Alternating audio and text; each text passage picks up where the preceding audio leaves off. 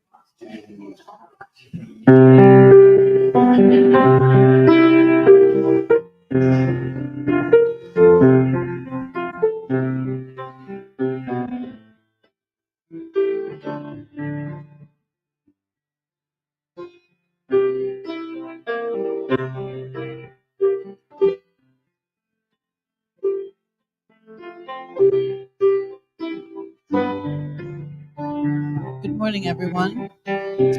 Welcome to Unity of Syracuse. It was so great spending time with y'all last night. All that great food and that great fellowship, and Sibby's story about the Christmas goose. You know, there's nothing like being in the home with family and friends, is there? It was so great. And those of you who weren't able to make it, you were definitely missed. So we're just going to do a little singing this morning.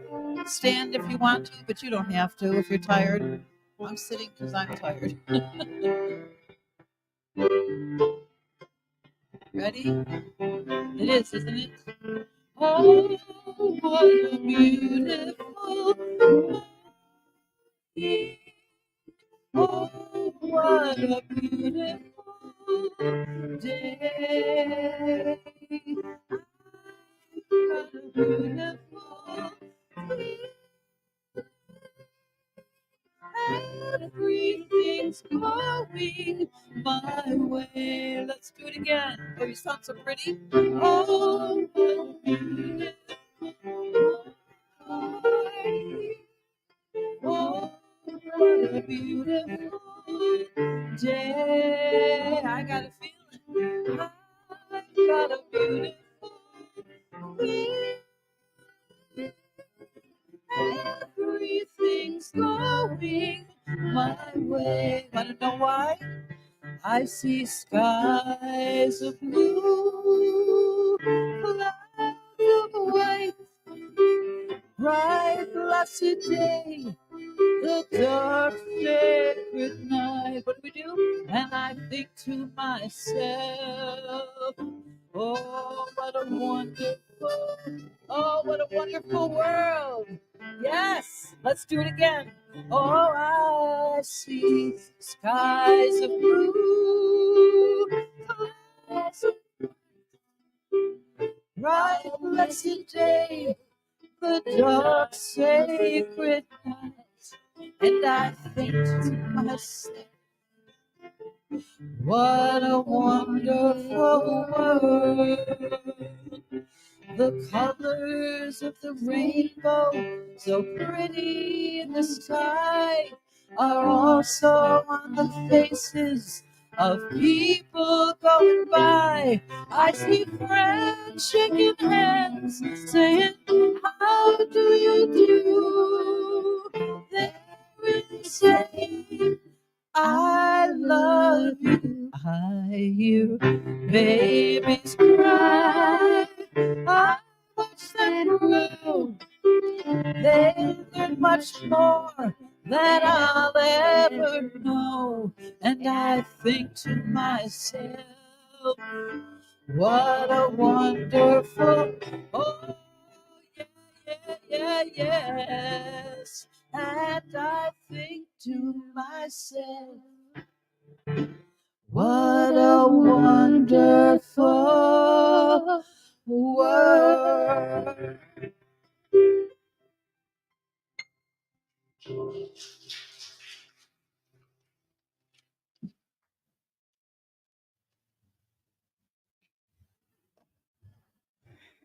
Good morning, and welcome to Unity of Syracuse. And it is a wonderful world because you are in it. My name is Natasha, and it is my pleasure to be here as your platform assistant for today. Here at Unity, we are a positive, progressive, and practical approach to Christianity. Based on the teachings of Jesus and the power of prayer, Unity honors the universal truths in all religions and respects each individual's right to choose their spiritual path. Our mission statement is Unity of Syracuse inspires, awakens, and transforms lives through unlimited love, prayer, and service. Yes, indeed. I'd like to warmly welcome all of those joining us today, both here in person and in spirit. So we send our greetings and gratitude to all the beings that give and sustain us in our lives together. Thank you all for joining us on this path. Now we may rise as we are able to greet one another with a bow or a wave. Fantastic. And remain standing for our statement of being. God is all, both visible and invisible. One presence, one mind, one power is all.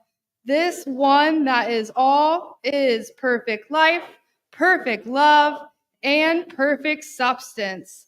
I am an individualized expression of God. I am ever one with this perfect life, perfect love, and perfect substance. And so it is. You may be seated. Now, as our children prepare to depart, we can lift our arms in praise, outstretched and open, and affirm that they are guided by love, justice, and compassion, that they embrace their unique gifts and use them to create a more inclusive and just world. We encourage them and empower them to walk boldly, knowing that they are supported, empowered to make a difference. We affirm together that we have a flourishing and inspiring youth and family ministry. Indeed, and we will retrieve those beautiful blessings upon the completion of service. Promise.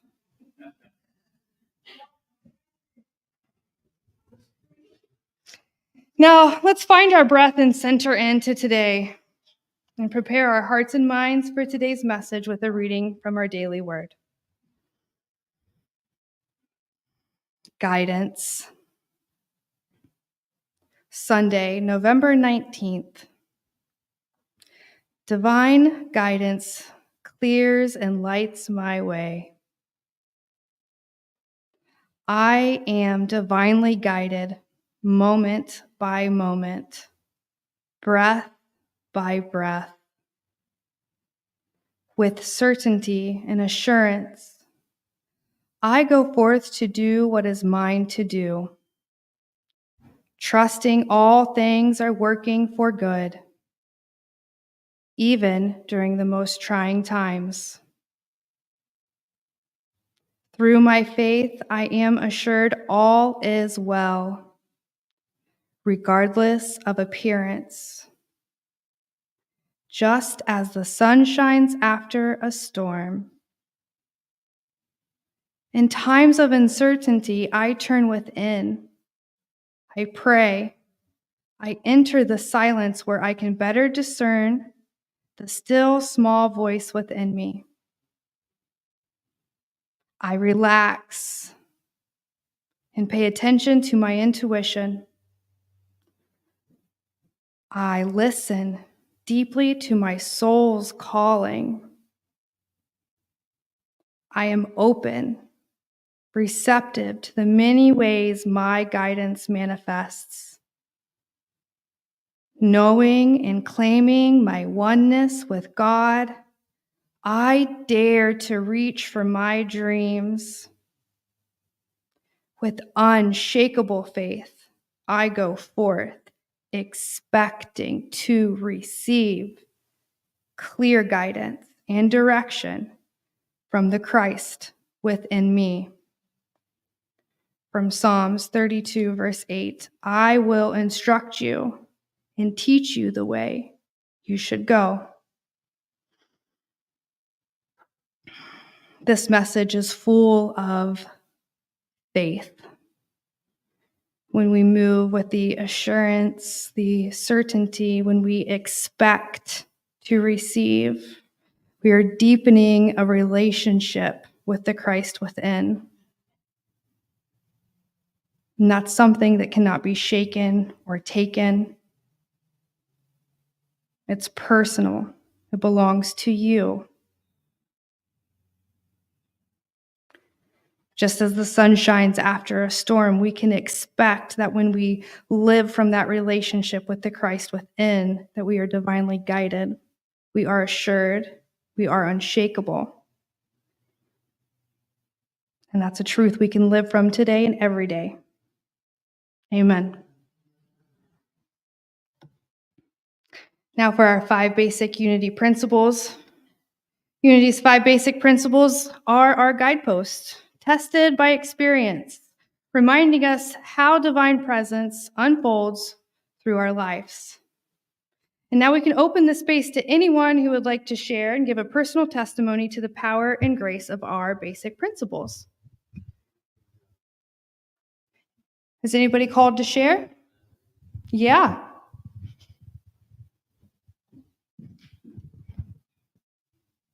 Thank you. Hello. Wow. Good to see all these beautiful souls. You know, all the principles are amazing, and it gives me the faith to deal with what I'm dealing now in a joyful way. My former wife, mother of my children, is in hospice up at uh, Heaven's train station. It's Francis House, and it's inspired by the Franciscans, of course. And it's amazing to be there and being part and carrying the knowledge and wisdom of our eternal nature that we study here and become part of has given me great strength and been able to share so much with folks that are there too. So yeah, it's I've been hanging around Unity for many years, and I can remember coming here and crying the first time from just the joy of finding a place that was this open and hearted. So all the principles are the principles that are so much a part of what we need in the world today. Thank you.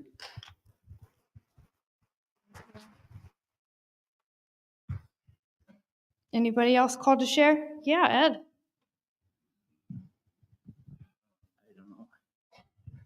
I'll give this a try. I always try to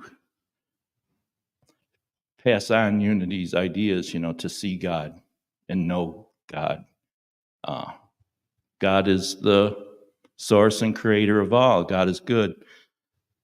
Driving here today was a little bit of sprinkle. Nancy and I have been driving miles and miles from down south and all over. And I'm driving here today.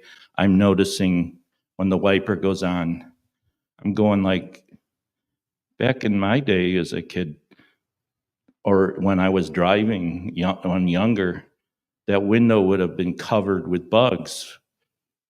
I'm thinking there's less bugs in the world today. That's something I saw, I noticed. That's what I want to do every day, notice God. And then my mind thinks and goes, well, yeah, it is kind of winter. There's probably not many bugs out anyway. But that's probably part of the story. God's trying to get into me that everything will go on its own path. And we have to just recognize God in everything and try to learn from the guidance that's being told. And that's just, that just came to me this morning. I didn't mean to come up here and give a lecture. Anyway, just keep your eyes and heart open every day. Thank you.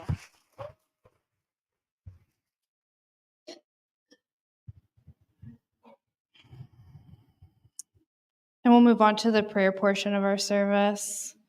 Unity was and is founded on prayer. Our prayer chaplain serving today is Miss Sibby there in the back. Prayer chaplain is available to pray with you here after service. So in the box are our written requests that we've collected throughout this week. And you may add yours at any time in writing or in your heart. Written prayer intentions are sealed and held in confidence here for 30 days. And then we mail them off to Silent Unity, where they are held in prayer for an additional 30 days. So that's 60 days, which is almost a quarter of a year that your prayer is held lovingly with intention. At Unity Village, the Silent Unity service has been holding prayer vigil for over 130 continuous years. And you may reach them day or night by calling 1-816-969-2000, and a chaplain will pray with you. So at this time, we bless all prayer intentions and requests. Hold your prayer in your heart, knowing that it's already answered. I'll turn this over to Miss Sibby. And so we just know that all the prayers in this box and all those on your heart are already received in spirit. So we say, infinite and eternal source of life, love, and light. We release all of these intentions, these requests, these prayers into that unlimited imagination of spirit, knowing that God's presence is already there, working to bring about solution to any perceived problem. Any situation or circumstance is already infused with spirit and moving toward the goodness of God's love and light. And we give thanks and are so filled with gratitude for knowing that appearance is not all, that beyond appearance is that divine wisdom, guidance, and love, bringing about the right and correct solutions. All of our needs are met. And we say thank you. Amen. And now I'll turn it back over to Sally and Carol before we welcome up Jacob EICHTEN for today's Sunday service.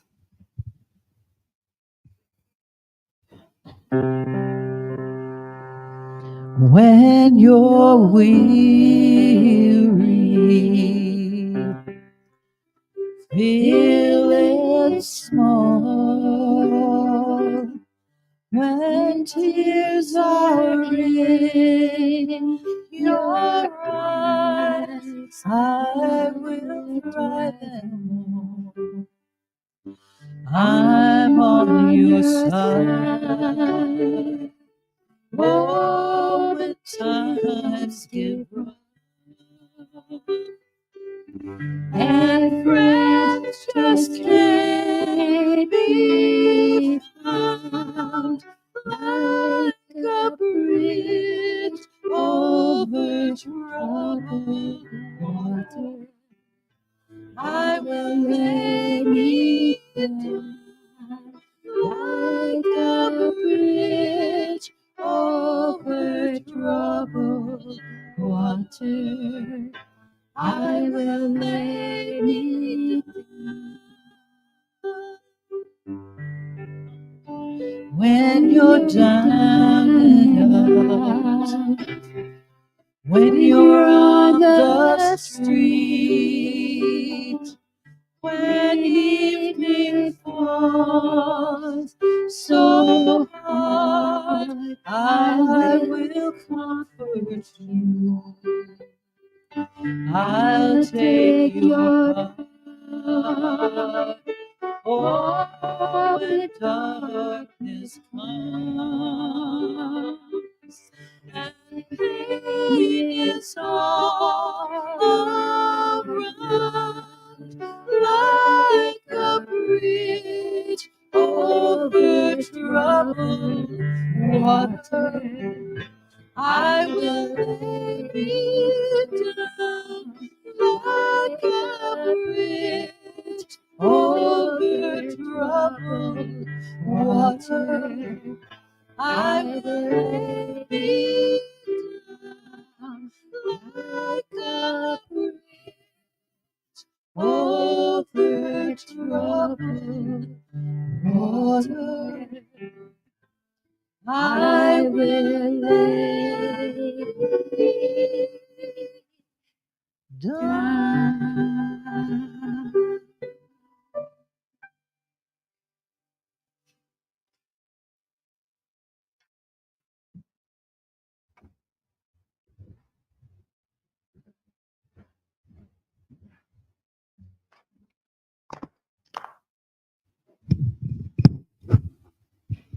Hello and good morning. Good to see you all.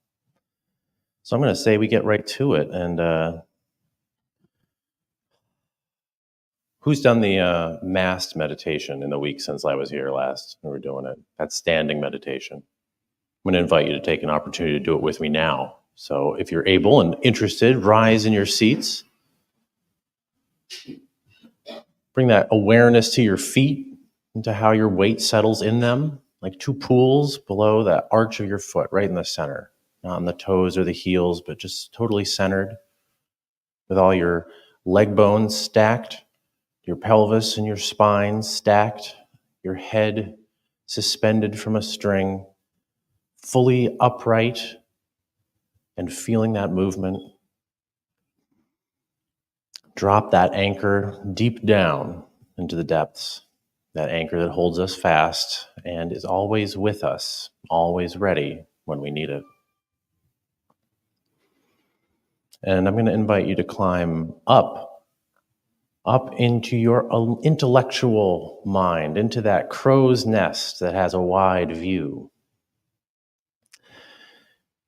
And as we orient ourselves, the North Star by which we guide ourselves is right in that direction there above our projection screen. So bring your awareness to that north and give thanks for that which allows us to guide our lives and find direction. You can be seated now.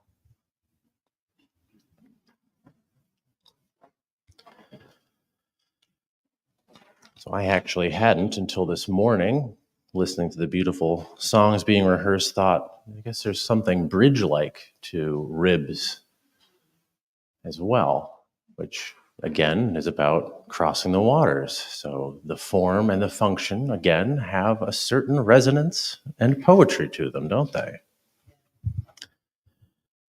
I'll start off with a little scripture reading, because this is the account of Noah and his family. Noah was a righteous man, blameless among the people of his time, and he walked faithfully with God. He had 3 sons, Shem, Ham, and Japheth. Now the earth was corrupt in God's sight and was full of violence. God saw how corrupt the earth had become, and for all the people on earth had corrupted their ways. So God said to Noah, I am going to put an end to all people, for the earth is filled with violence because of them. I am surely going to destroy both them and the earth. So make yourself an ark of cypress wood, make rooms in it, and coat it with pitch inside and out. This is how you are to build it. The ark is to be 300 cubits long, 50 cubits wide, and 30 cubits high. Make a roof for it, leaving below the roof an opening 1 cubit high all around. It's very specific. It goes on in that way, but I will bring floodwaters on the earth to destroy all life under the heavens, every creature that has the breath of life in it. Everything on earth will perish. There is no question here. We are making clear. But I will establish my covenant with you, and you will enter the ark, you and your sons and your wife and your sons' wives with you. You are going to bring into the ark 2 of all living creatures, male and female, to keep them alive with you. 2 of every kind of bird and every kind of animal and of every kind of creature that moves along the ground will come to you to be kept alive. You are to take every kind of food that is to be eaten and stored away as food for you and for them. And Noah did everything just as God commanded him. Cubits kind of vary, but roughly speaking, we're talking about something that's 500 feet long by 86 feet wide and 50 feet high, which is not so much different than our church building in Mance. So I think it's really fitting. Personally, I am very grateful that we approved the idea of repairing the roof of the Mance. We are literally taking care of the literal water tightness of our vessel, protecting the seaworthiness of our ships, of our little fleet here. And there's more to go in looking at the building's soundness in response to time and the elements, and the ship's fitness for her mission and for her crew. So it makes sense to me that we can give a little more attention to the construction of our space today, how we fill it with life, giving that attention to it so we can strengthen our intention with it. So I'll invite you to draw up the anchors of your hopes and expectations once more, to breathe, and let the wind fill your sails. And all who are interested and able, come with me on a little walk to the back of the church. Here on the porch, we'll pack it in. Join me if you will. As close as you're interested in being, please do be mindful of whatever you're comfortable with, but we'll do a little bit of a gathering here.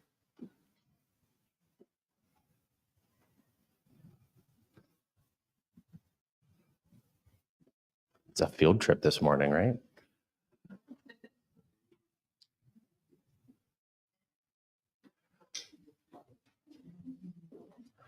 So,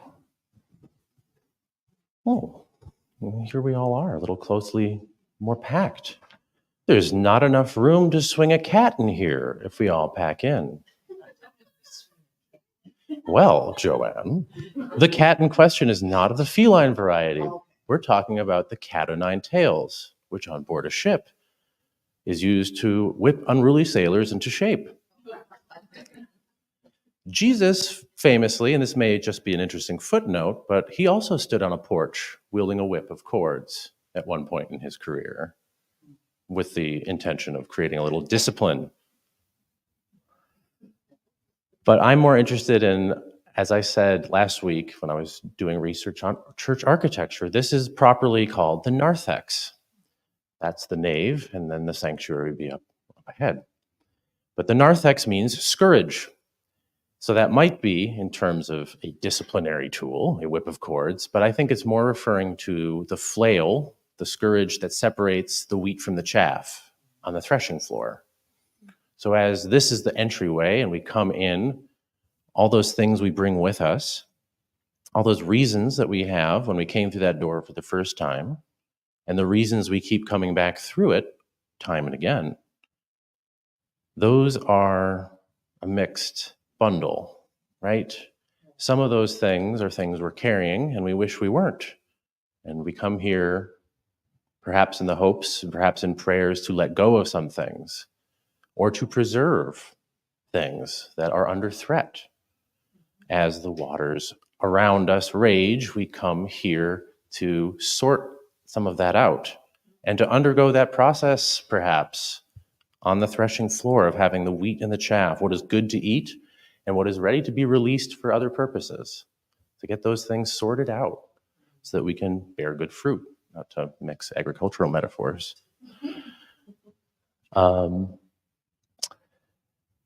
I come here by choice because I'm willing for that process to work with me. Coming to church, being part of Unity, is part of my overall work, over my overall voyage in life.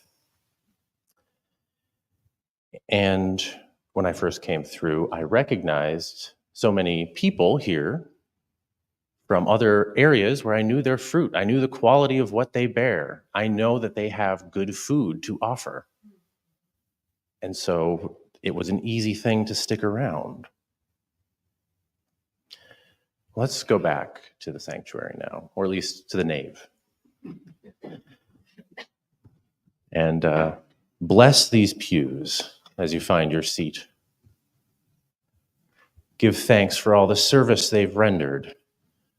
And give a special thanks to the lumpy cushions and to all the butts they've warmed through the years.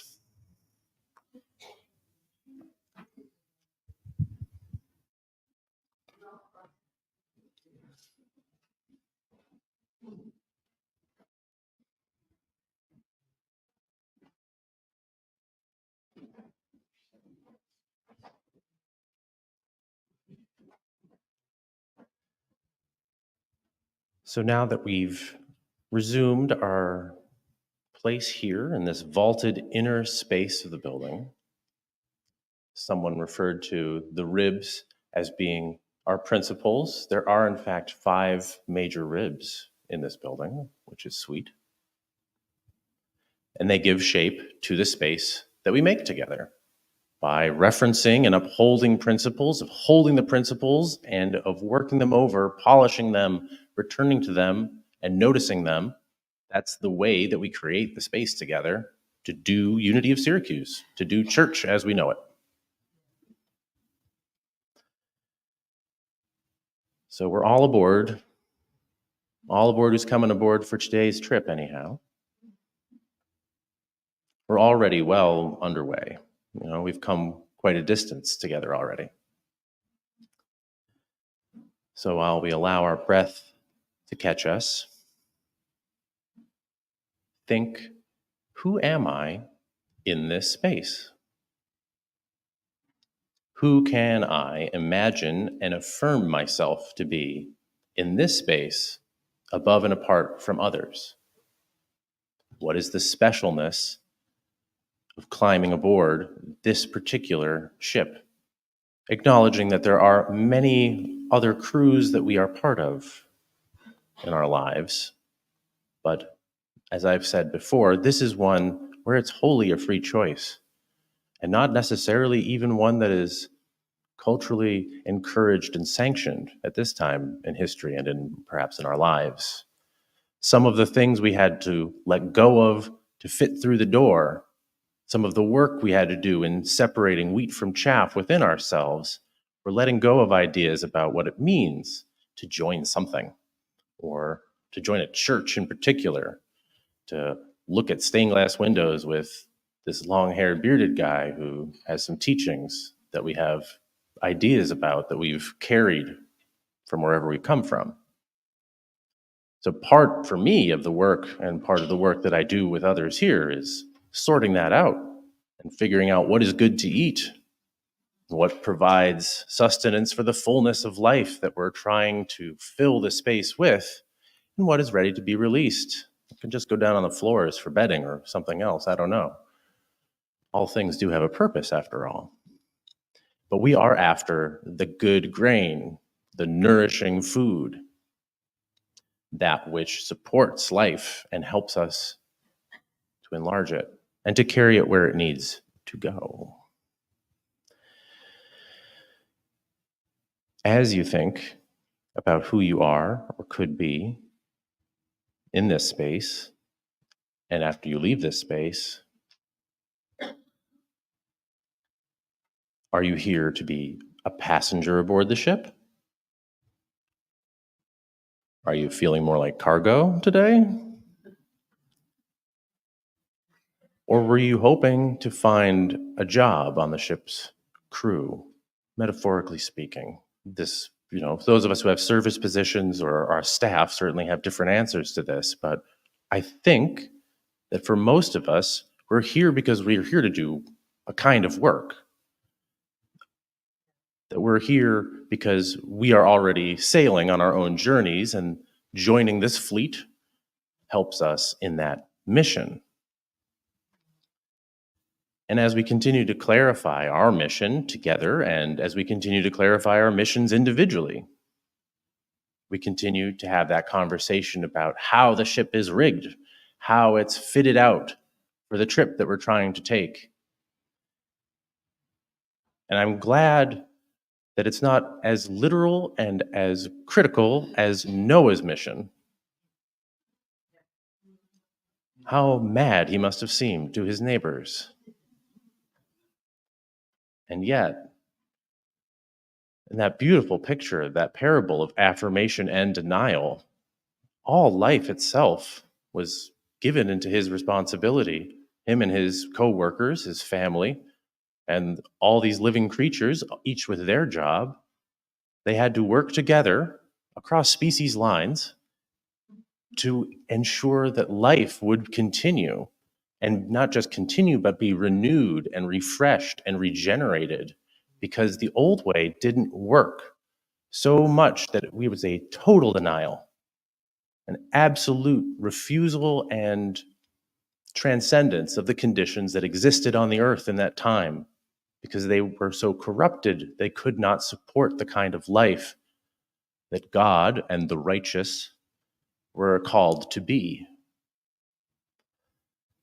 It sounds heavy coming out of my mouth, so I don't know how it's landing, but it feels that way in times of war, economic uncertainty, personal crisis, all of which have the same presence and force in our lives. It's not like one trouble trumps another.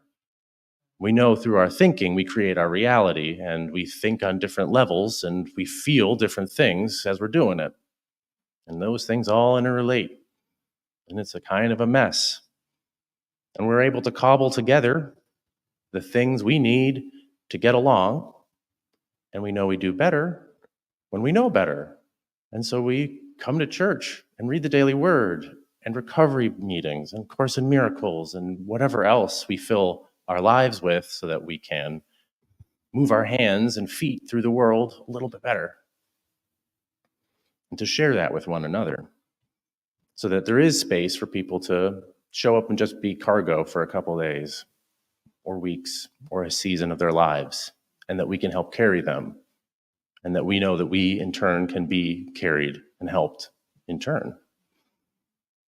And then we get to that giving and receiving is the same thing business, and it's really off to the races. The sanctuary is a boat, it's a refuge, it's an ark of a covenant. We don't need to go there. But these images all have their resonance, because this story is deep, and it takes group work, group effort to explore the teachings and really get somewhere with them. My contention, my argument for you.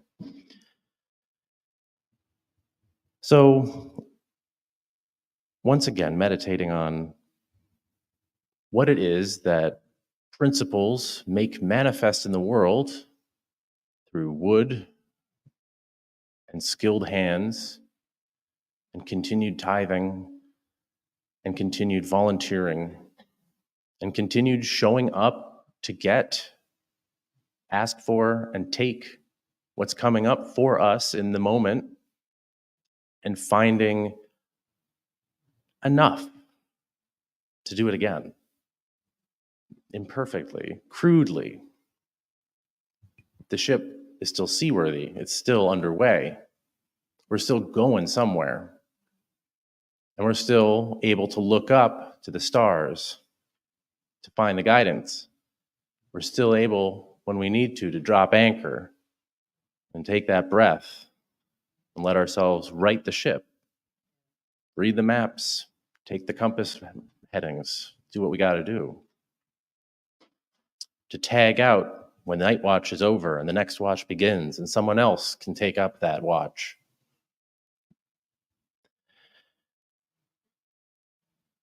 The way our building is set up is changing. We bless our pews because they've served us, but there's other opportunities and other possibilities.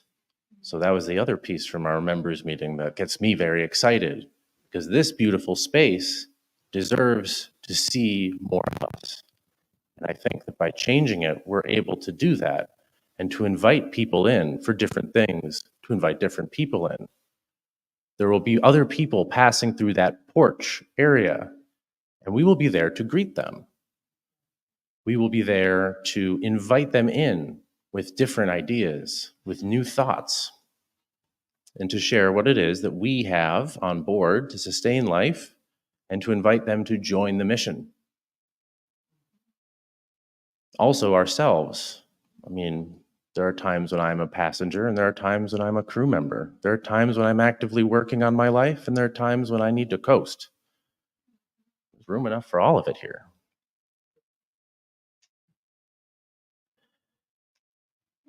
If all it took was wood and pitch, I think we're doing a little better than that.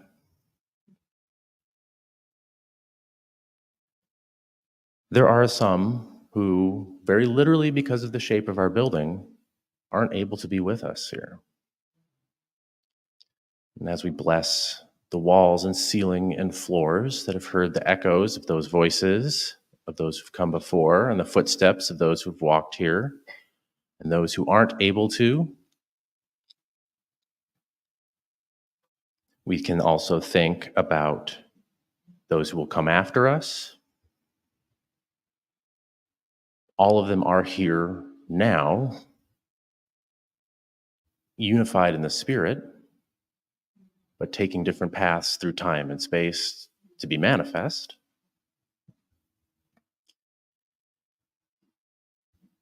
In one way or another, as we think about the porch, as we think about those who enter through it, those who are joining the crew or taking up berth as passengers for a time to ride along with us,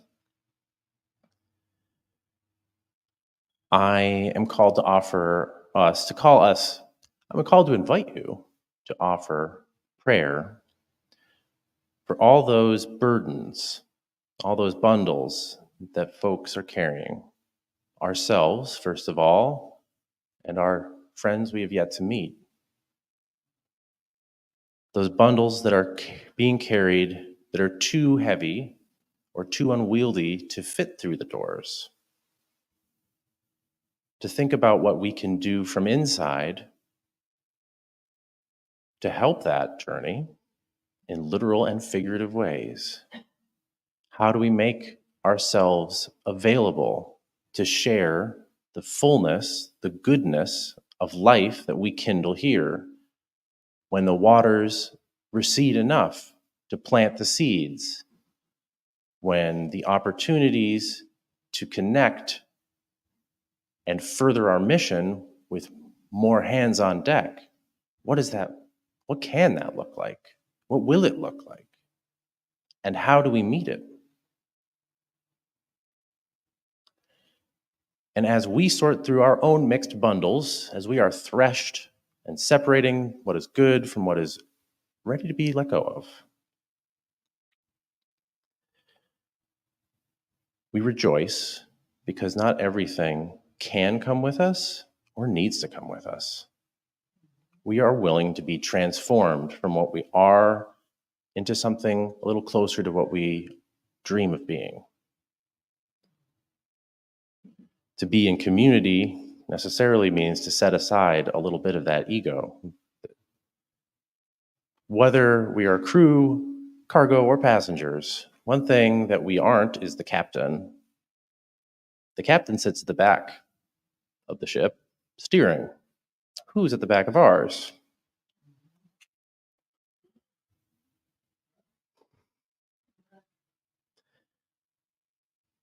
So with these thoughts, I'm just going to invite us to take a moment of silence.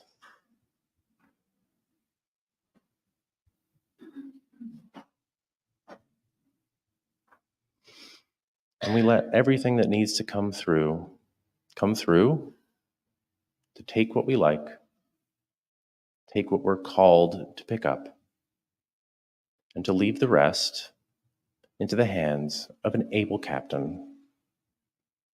And if we can't glimpse that, then we do know we can see the stars. And we can pull that anchor up or let it down while we're waiting for that to be a little easier.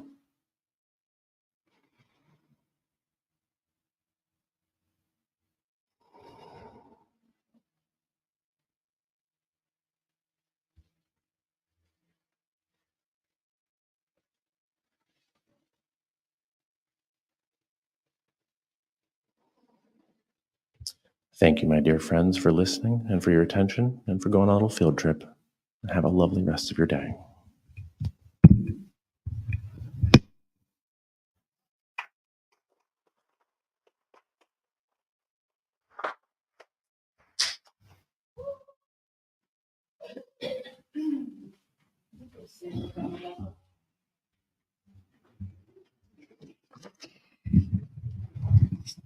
Thank you, Jacob, for that. I think we all have a lot to go home with and come back with again and again and again. And that's what it's all about. So as we move forward, I'm just going to offer us all a big collective deep breath. Just take all of that in, the sights, the sounds, the wonder of the whole experience, and just give a bit of thanks to your body for showing up today and to Jacob's words. We'll move forward with our service. We're going to just pause and reflect on the abundance of blessings that we have that are freely given to us. And may those offerings given from the hearts, filled with gratitude and compassion, be a testament to our commitment to love and to transformation in our faith, in our community, and in our wider world.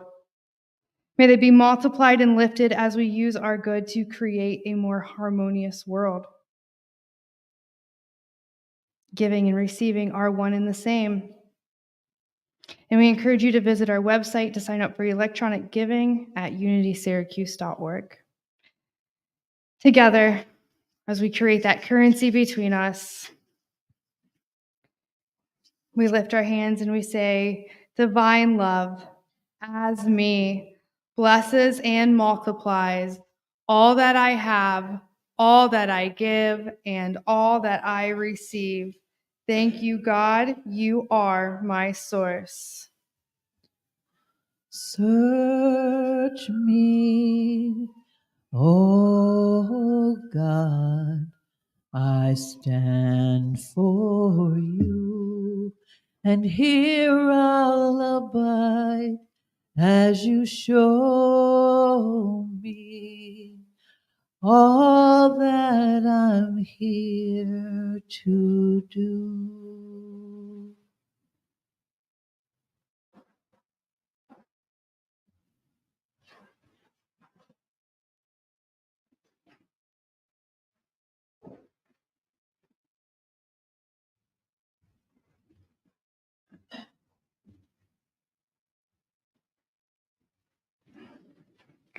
And just as we hold space for these offerings, we tap back into that divine guidance, just as the sun shines after a storm.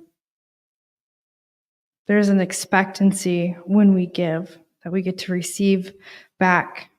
And just know that with every drop in this bucket, so to speak, with every gift, every tithe, every love, every blessing that comes back to us in bigger and better ways than we can even put words on. It's an expectant faith that we have with these offerings. So we just take a moment to honor that in this season of giving.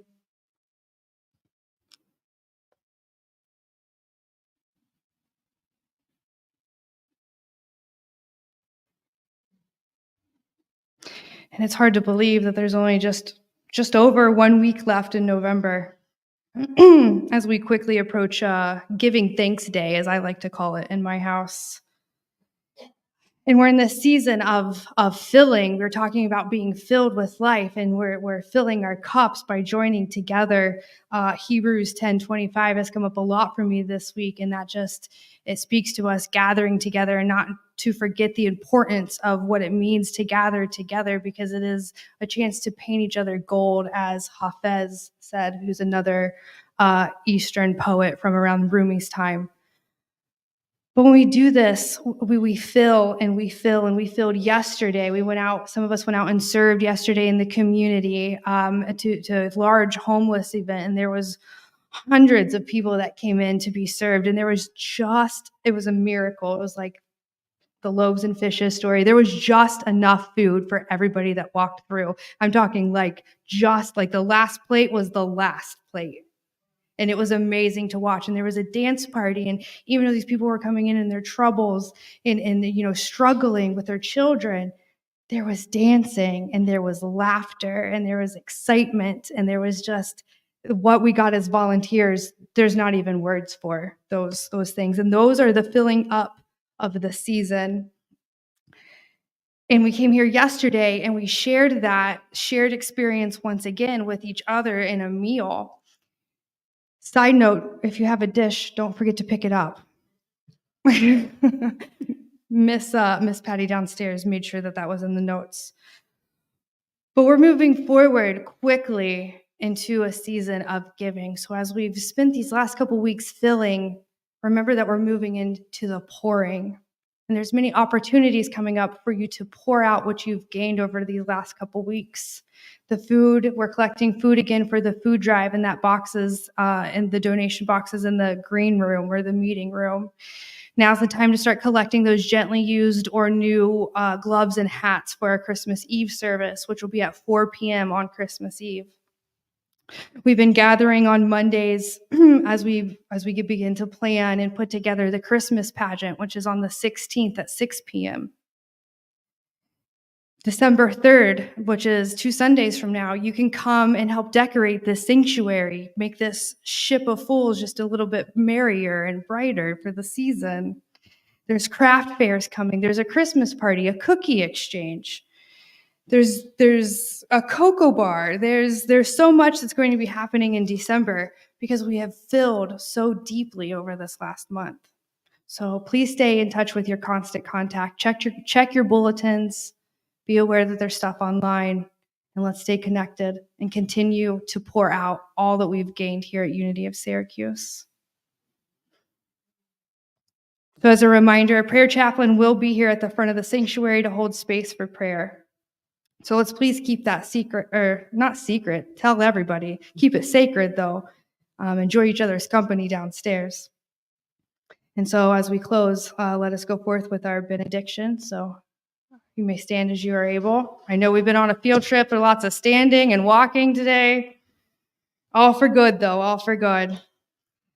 The light of God surrounds us. We are the light. The love of God enfolds us. We are the love. The power of God protects us. We are the power. The presence of God watches over us. We are the presence. Wherever we are, God is, and all is well.